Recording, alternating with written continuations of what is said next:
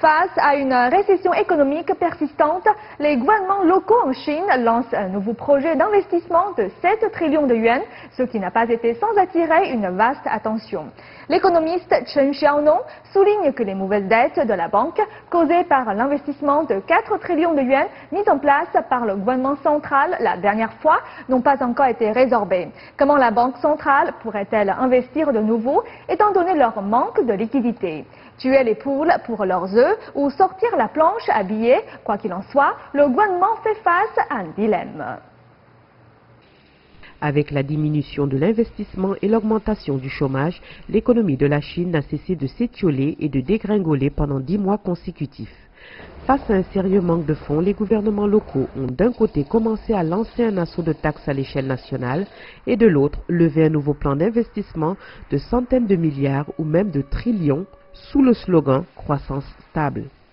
Simplement dit, le gouvernement local n'a aucune voie de sortie face à la récession économique. La seule chose qu'ils peuvent faire est de recourir aux bons vieux moyens de maintenir l'emploi et augmenter les impôts sur le revenu. Le problème est que les slogans des gouvernements locaux ignorent la réalité et l'aspect pratique.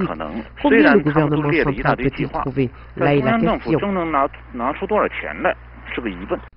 Selon Chen Xiaonong, l'investissement de 4 trillions que le gouvernement central a mis en place la dernière fois s'est transformé en mauvaise dette.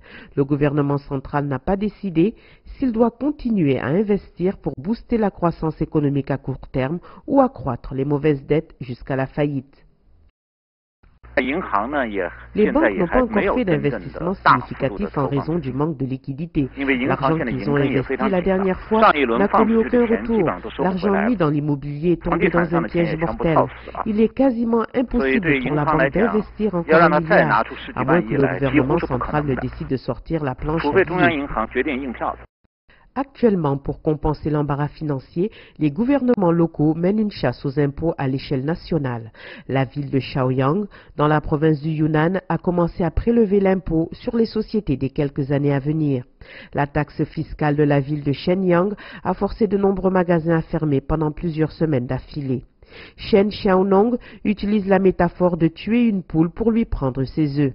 Une fois les œufs sortis, le poulet mourra. Cette chasse aux impôts du PCC aura pour conséquence le départ de davantage de sociétés et la fuite des capitaux à l'étranger. Nouvelle NTD.